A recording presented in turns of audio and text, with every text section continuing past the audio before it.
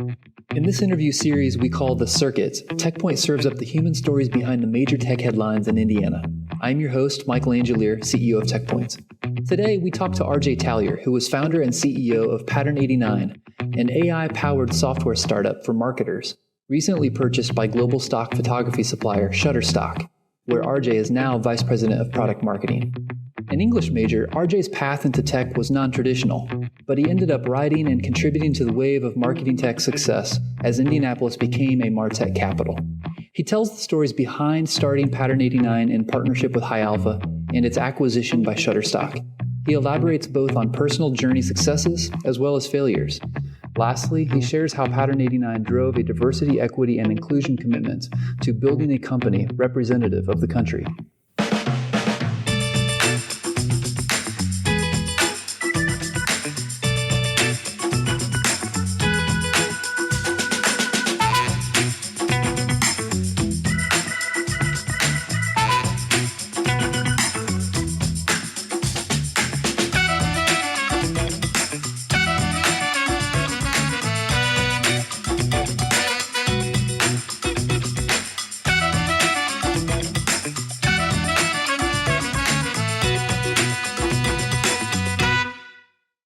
RJ? Hey, Mike. Welcome to the circuit. Thanks for having me. We're excited to get into the story of Pattern89 and Shutterstock, and then also your story here in Indy and in the Indie Tech community as well. So let's start with Pattern89. In 2016, you decided to found this company that you would be CEO of as well. What was happening? Why did you decide to do that? Yeah, well, when I graduated from college, actually, if I can go back even further to 2002, if you would have asked me what do I want to do with my life, I would have told you I want to be a professor and own a business. Like, that's what I wanted to do. I want to, and I am not a professor, but I've always wanted to, start a business, own a business, and at that time, I had just left another startup, and I was trying to figure out what I wanted to do next. Lots of cool opportunities, leading product marketing teams came my way after, my experience at ExactTarget and Salesforce and another startup, and then I talked to Eric Tobias, and he said, "Well, what are you going to do?" And we were having coffee, and I said, "Well, I've got all these things." And he's like, "Well, you ever thought about starting a business?" I was like, "Well, yeah, that's actually been what I wanted to do since I graduated." And he's like, "Well, what kind of business would you start?" And I said, "Well, I actually have 3 ideas for those." And he said, "Well, what are they?" I was like, "Oh, they're, bad ideas. They're dumb." And he said, "Well, no, come on." And I was like, "No, Eric, no, Eric, one of the partners at High Alpha? Yes, exactly. Yeah. And he was like, "Well, cool. What are they?" And I was like, "Okay." And then the first one, I rattled them off. I was like, marketers are trying to figure out what works all the time, and they're experimenting over and over and over again, and they need a better way to do that.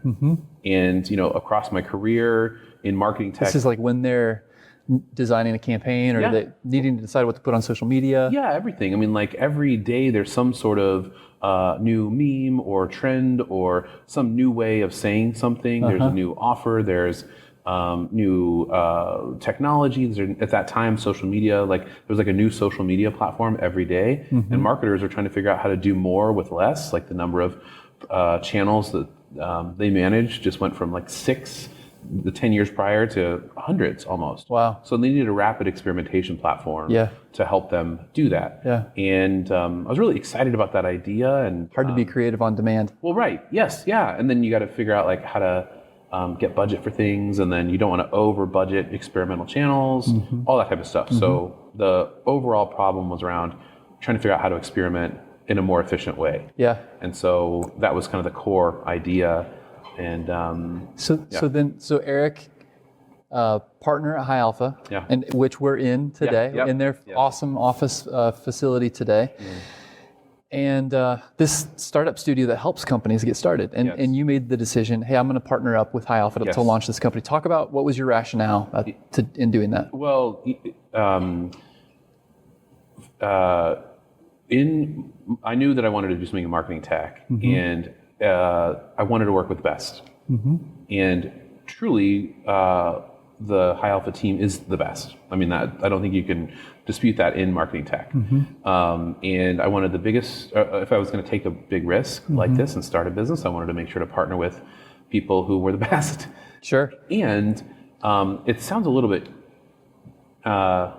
cheesy, but I wanted people that I liked to work with me. And I'd worked with other VCs and PE folks that I didn't really care for. And I really wanted to work with the team that I liked.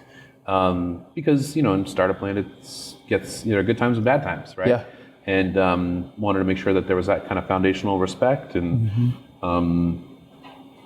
that we could get through it. And that's why, so then the combination of just excellence with mutual respect and that I liked them made a good partnership. So you build this company with this product, this AI-powered software product to help marketers with the daily challenges that you articulated before. And then fast forward 4+ years, right? And Shutterstock comes along. The brand that we know of as one of the global leaders in providing stock photography, right? And so for one, and they offer to buy the company. And so you have a decision to make. Am I going to say yes to selling the company? And Shutterstock has a strategy for why they would be interested in an AI-powered software product. Talk to us about both what was the decision on your side, and then also what was the strategy for Shutterstock? So last summer in July or June or something like June, I got an inbound email from the head of Corp Dev at Shutterstock saying, hey, we're looking at purchasing AI-powered creative solutions. You want to talk? And, I said, sure. Okay. It's worth 30 minutes or whatever, right? Not thinking that it would really be what it's become. And we had partnered with some of Shutterstock's competitors on some ideas around combining AI and creativity with the content that actually marketers need to execute the campaigns that they want to do. So we had the conversation. One thing led to another. We pitched the solution to a set of executives at Shutterstock, and they loved it, and we loved them. And we being Jeff Cunning, who's my co-founder, and then also the executive team at Pattern89, and we were like, wait, this really feels like a good connection. And as we were in a place where we needed substantial amounts of capital to be able to take it from just an experimentation platform or just an AI-powered creativity solution to actually where you could complete the work, we were looking at all these sorts of integrations and partnerships to go from just a siloed piece of the pie to actually becoming a part of the creative workflow. For those marketers that not only wanted to pick what to get, but then had to go get it, to go buy the asset. Right, exactly. And so which just became more and more compelling to actually be a part of the place where you could not only make the decision, but then execute on the decision.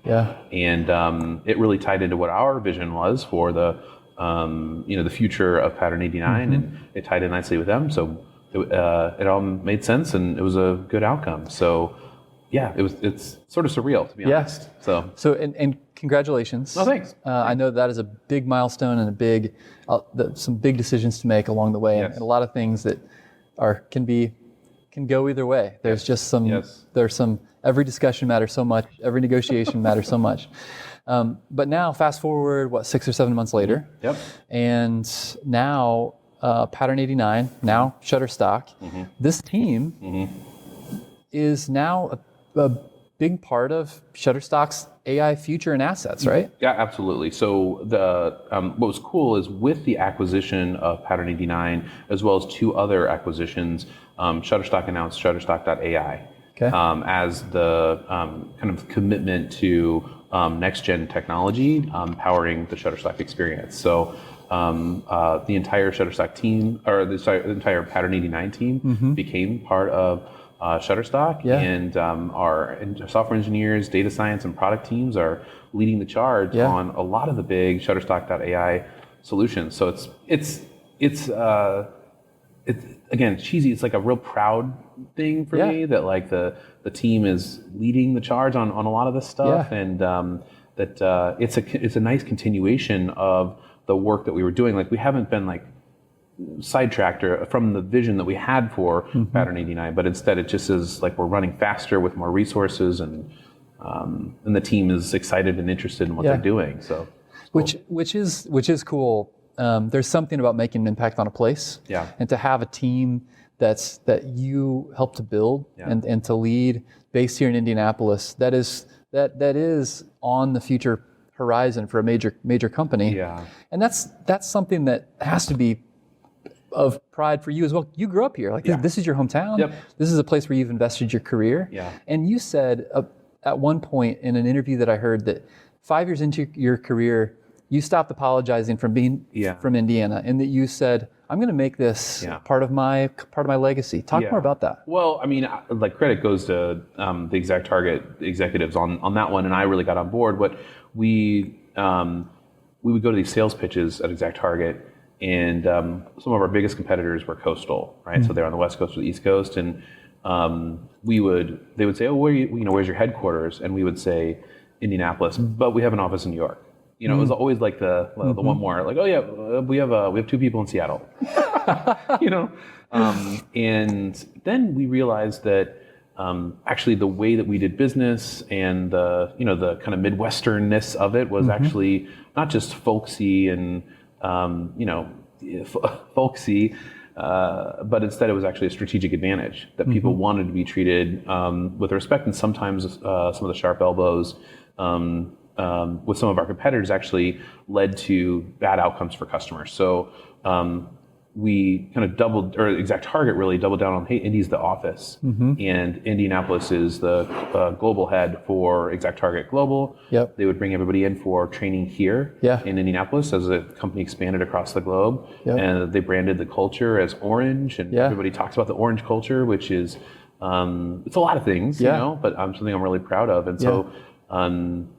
I now even, throughout since then, I've always been like, I'm in Indianapolis, and people then have their perceptions or, misperceptions or misconceptions about what we are, but that's okay. So, and that ExactTarget story, for those that not familiar, one of the leading marketing tech companies, acquired by Salesforce, $2.7 billion acquisition, and as you said, they are now one of the most talked about examples about how a company can help to define and help to really put a place on the map and to make a really positive impact, not only kind of physically in jobs, but also in culture and identity. They are the biggest part of, and now Salesforce has the headquarters of their marketing cloud here, and one of the largest hubs in the Salesforce Tower, so all those good things. Indianapolis has become one of the kind of marketing tech capitals globally, a place where there are a lot of marketing tech companies, and there's been a lot of success, billions of dollars in acquisitions, obviously ExactTarget and Salesforce being the biggest portion of that. But you've been part of the journey for multiple of those companies. And you've seen kind of the evolution of that journey. You were at ExactTarget, you were employee number 60. Number 60. Yeah, something like that. So super early on. What do you think when you look back and analyze the wave of that marketing tech journey? What are some of the biggest contributors to it? What do you think are some of the biggest assets or ingredients for making that possible? Well, I think one is timing, because MarTech was just emerging at that point. And so that ExactTarget was founded around that time and really was an early leader in the email marketing world, and then added in mobile and social, et cetera. So I think that we were right on we got the timing right, or I guess the founders of ExactTarget got the timing right. And then I also think that with the right partners from like a board and a venture capital perspective that really believed in the solution and poured lots of investment, and they had the right strategy to execute on it. And then I think that other folks saw the talent and the cost of living and the return that you can get on Indianapolis as compared to other places, and started saying, okay, this is actually a strategic advantage. And so I think it's just that snowball effect that more and more talent and experience in MarTech then spanned out to other companies. And you've seen other companies put their headquarters here, or other MarTech companies come and invest here. Or Aprimo being another big example. I mean, or then more and more startups want to start here because there's so much talent that knows how to to do it, Yeah. and was there in the beginning and has evolved with it. So let's now look toward the future of marketing tech. Yeah. A lot has happened since you entered into the field, and now you're working on the front edge of AI and marketing tech. What's on the horizon? I think tons. I think that, I am biased, but I think that artificial intelligence to help us make smarter decisions in marketing technology is just in its infancy. Forrester, the analyst firm, said that AI powered creativity is one of its 2022 predictions, like one of its big focus areas, in addition to other things like account-based marketing and other things. But I was excited to see that. I read that last night, actually.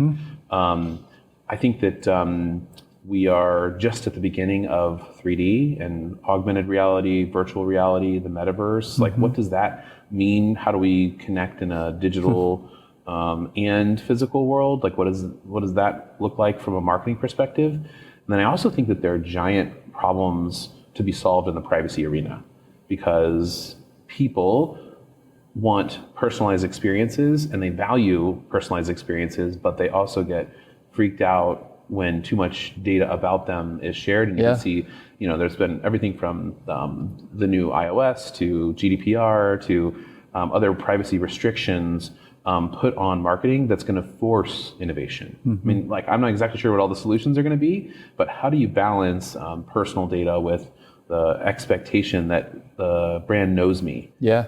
Everything from, like, I'm sure you've had somebody complain to you. They're like, well, I'm a man. Why would I get an email with women's clothes in it?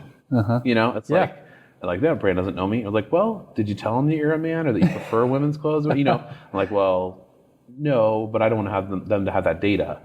So it's this, like, balance, right? Of personalization versus privacy that I think is really going to be an interesting one to watch. So those three areas I'm keeping my eye on them. Yeah, marketing in the metaverse. That was. Oh yeah.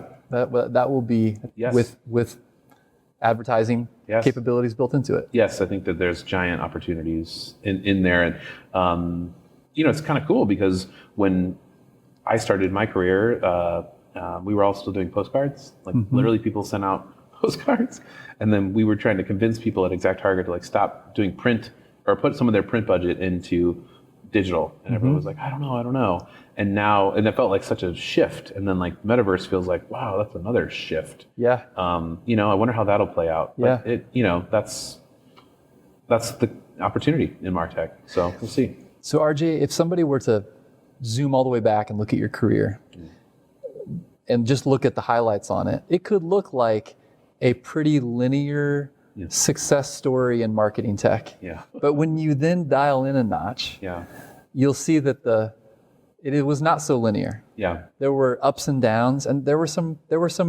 rocky stops or rocky chapters in there as well. Talk about that. It's not all just a rosy journey. That's true. I mean, your first job out of college, right? Yeah. Well, so so when I first graduated from college, I took a job. I was the first class of OR fellows, actually. And I had a placement at a company that went bankrupt. And so I truly, despite best efforts, had not a lot to do. In fact, one of my assignments was to walk the CEO's dog. So, I came from graduating on a high to thinking, what am I done? What am I doing? What have I done? And so I left there to work for a small market research firm, and I kind of got myself in there, and it was a great experience. But I was like, what am I doing? I wanted to be a professor, or I wanted to start a business, and what am I? This isn't either of those. Yeah. And so I was like, I'm going to go to grad school, right? And because that's what we do, right? Like when you're 24, you're like, I'm going to go to grad school, and that'll solve my problem. Because that's what I know. Yeah, right. Yeah, seriously, go back to school. I'm good at that. But then I took a job at ExactTarget because a friend recommended it to me. And I was like, sure, whatever. And ExactTarget was hiring for a deliverability consultant. And I didn't know what that was. And truly, I didn't know what it was. And they said, well, just, you seem smart, you seem sharp. Why don't you come and join? And I said, I just don't even know what that means. So I don't know if I'll be successful. And then I said, you know what? Never mind. You guys seem great. I'll do it for 6 months because I'm going to grad school anyway. 10 years later, I was a vice president for all messaging products at Salesforce. So, through the acquisition, I just kept getting more and more responsibility at ExactTarget. I ran the mobile team and ran product marketing teams and then ran all the messaging stuff. So it was an exciting journey, and that was awesome. And then I left there to go work for a startup that didn't exactly go belly up, but it kind of blew up in a bad way. That was definitely a rocky part. And then I started Pattern89, as we talked about, and that wasn't all a smooth ride either. I mean, day to day depends. But it's definitely up and down and up and down. But throughout that, you just, I actually go back to DePaul, where we both went to college, and every semester I teach a class as a part of the senior seminar on failure. And it's a 3-hour course, and I talk about failure because at DePaul and at college, I think we talk about success so much that we don't know what failure looks like. And every time I ask the students, I'm like, raise your hand if you've ever failed. And they're like, and they'll raise their hands and they'll say, and I'm like, well, tell me about the failure. And they're like, well, I was getting a C in my class, and then I went to meet with my professor, and then I ended up getting an A-. I'm like, you didn't fail. Like, what does it actually feel like to be a part of a company that just runs out of money, or that gets shut down, or goes bankrupt, or a project that just loses a lot of money, or you get fired, like those types of things. And those are not experiences that a lot of people have, and certainly I didn't when I was that age either. But like, that's what it, get resilience and getting through that stuff is something that in tech world is, if you can, it's super exciting because you can take risks. So anyway, that whole failure idea is equally important to the success, and because you got to keep taking risks. And you took a non-traditional path to tech. I mean, you were an English major, right? Yeah. And I have a master. I did end up going to grad school while I was working. I did a part-time thing, but I have a master's in English too, so in creative writing. So I've got this non-traditional thing, and whenever people ask me about my background, they assume I have like an MBA or an engineer or something like that. And they say, no, I actually have a master's in creative writing. But it's been funny because one of, I'm not as technically deep as some of the software engineers or the data science, or actually, they're a lot more technically deep. But what I can do is I can read documentation and translate that into customer-facing stories, materials, presentations, content. I can go out and sell it with authority. And my first job at ExactTarget, my first job in tech, was as a deliverability consultant. And literally the first thing I did was read the Canned Spam Act, which had come out the year before. And so I was then the expert in deliverability at ExactTarget for having read a giant boring piece of legislation, but like I was, then consulting with like the CMO of Home Depot on how to apply deliverability standards to their marketing programs. So, that non-traditional background you can, now, if I can say, I found that like, if I went into an interview or a meeting and said like, hey guys, I'm an English major and I'm a storyteller and I'm a creative writer, how can I help you? But instead I said, no, I'm an expert in Canned Spam and I can help you, address your marketing strategy around this. It's like, how do you take what you're given and what you're good at and apply it to the situation? Has always been kind of what I think about when I think about how English fits into, or my English background fits in. I would love to just like, for a second, Angie Hicks, who started Angie's List, in 2002, I interviewed with her for the Orr Fellowship. And I had gone through sets of interviews where people said, hey, what do you see yourself doing in 5 years? And I had said, I want to own my own business or be a professor. And like I was interviewing at, corporations. And they were like, okay, well, maybe you're not a fit for what we want here. And so I talked to Angie, she interviewed me, and she said, well, what do you want to do in 5 years? And I kind of was like, maybe a little bit too bold. And I was like, do you really want to know? Do you actually want to know? Or you want me to say, like, I'll be working in marketing at Angie's List? And I would not recommend saying what I've said. But, like, Angie said, well, no, I'd like to know. And I was like, I'd like to own a restaurant. And she was like, tell me about the restaurant. And, like, I haven't talked to Angie about this, but I think that what she heard was, I want to be an entrepreneur. I have an idea. Let's hear about your business plan for it. Let's hear about entrepreneurship. And I got the job. That's awesome. I got the job as like what I think the Orr Fellowship's looking for is entrepreneurs. And I was that. I just didn't have like an entrepreneurial degree. I was a part of a business program at DePaul and but an English background. Like, how do you, just like you're saying, how do you bridge that gap and find people who are, maybe not resumed in that way, but like, how do you find that talent and put them in the place that it takes an open-mindedness. Yes. Not looking for, I've got a job rec and I'm looking for someone to fit that job rec. Correct. Yes. Yeah. Well, credit to Angie. And to the War Fellowship for that matter. Yep. Scott and Bill and everybody who helped make it happen.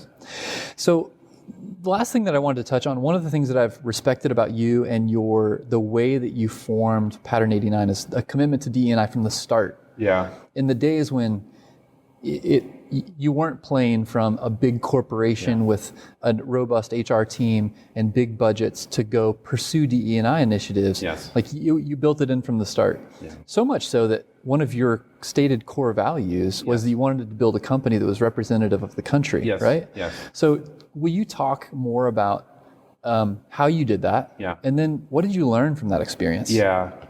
So when we started Pattern89, we sat down and said, what are our core values going to be? Core values were a big part of the success of ExactTarget.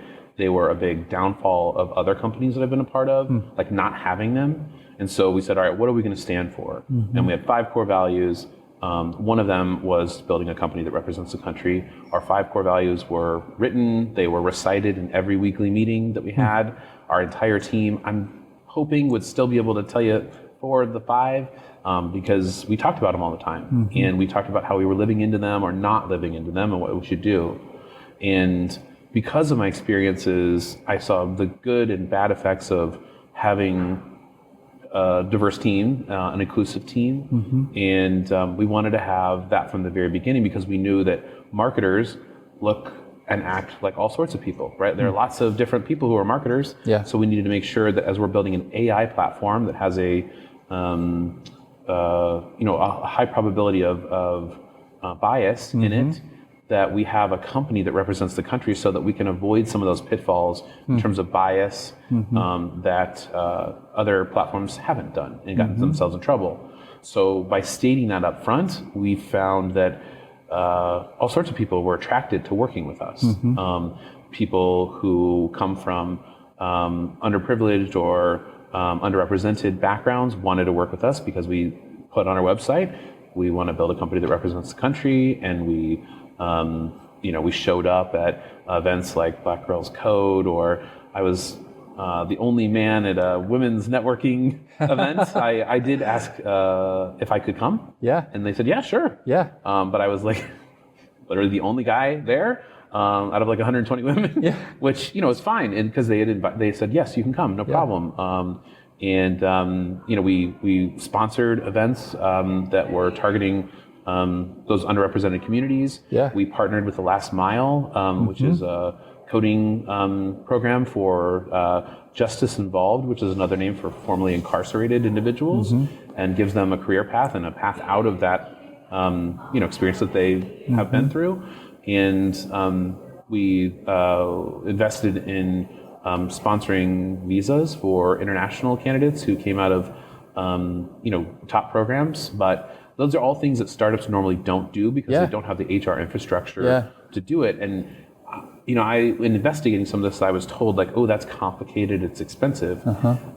It's not. I mean, like, there is money involved, and you do have to read the documentation, but like, it's not so much of a barrier that we should just go only hire people in the network, right?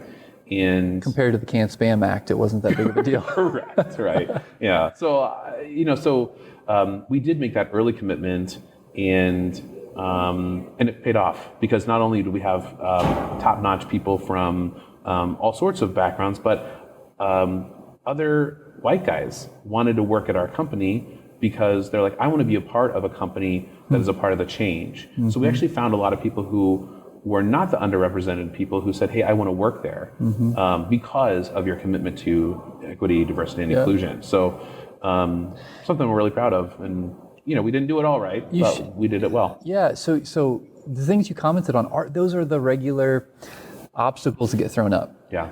Visa sponsorship, it's hard. Yes. I can't hire somebody who was previously incarcerated because what about data security issues? I've got secure data and customers. What am I going to say to them? Yeah. So how did you? Can you just drill down a bit more tactically into like, all right, now knowing what you know, what would you do again, or what would you recommend to others who genuinely have a desire to express a value of representation and diversity like you did, but are maybe getting the headwinds of the barriers that you heard as well? Yeah, well, the easiest one is just to show up. There is a networking event every week in Indianapolis for an underrepresented community, either in tech or not in tech. And if it were me, I would message the person who runs that and say like, hey, hi, I would like to come and just be a part of your community as an ally. Can I come and support you in some way? We're also looking to hire in your community, and we're trying to increase that. So, but listen, I just want to understand, how to be a part of the community, sort of ask to be invited, if you will. And that's normally free. Then you can move on to time commitments or time investment. Everyone's looking for mentors or for opportunities to help with career development or that type of stuff.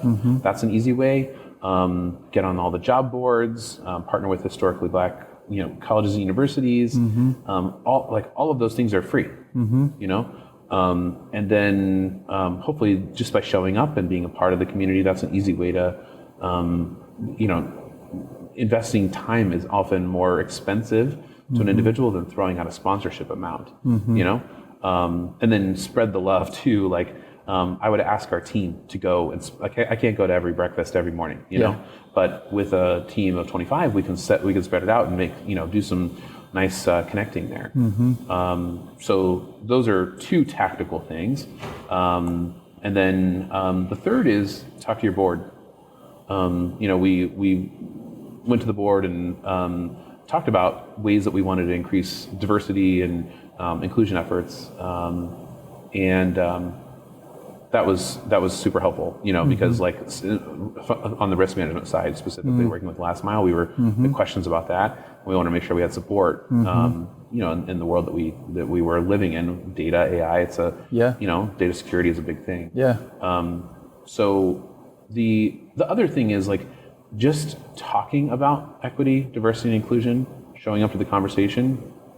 For somebody who looks and has my background, like just being there is a step, And I also, from an attitude standpoint, always went into these conversations like, listen, I'm going to make a mistake, and often people don't want to put their toe in the water because they're like, they don't want to get zinged, for saying the wrong thing or whatever. And I just sort of went in with a lot of humility, like, listen, I don't, point me in the right direction if I go on the wrong one. And let's talk about it. And even with our team, there were some scenarios where people made some unknowingly insensitive remarks, or there was potential conflict bubbling up, and I would just call the person and say like, hey, let's talk about this. What happened? That type of stuff. So there's a little bit of a time component there. So those are some tactical things I think are worth pursuing. Well, thanks for setting an example of how it can be done, and it doesn't have to be one of those things that gets deferred until later when you have the resources or you have the time or you have the bigger team. Well, I think it's important. I hear that, and then the problem is you're so far down the path, and you find yourself just with a team of people from your network who only look like you, and then it makes it even harder to bring in talent who is not of that demographic or whatever, because it's like, wait, I'm going to be the only one. I hear that from candidates who are like, well, I don't want to be the only person, and so then you end up having to get over that hump. If you just start with that in mind, we heard that over and over, like, oh, you guys made an early commitment to it, so it creates this pipeline and people want to join because they're not going to be the only one at the table. Well, that's wonderful. RJ, this has been a pleasure. Yeah, thank you. Thanks for taking the time, and we're thrilled for what your leadership and your team's leadership here in marketing tech and the AI landscape. Thanks. Is gonna lead for the future here of our tech community. Well, thanks to you and to TechPoint for helping enable all that too. Thanks, RJ.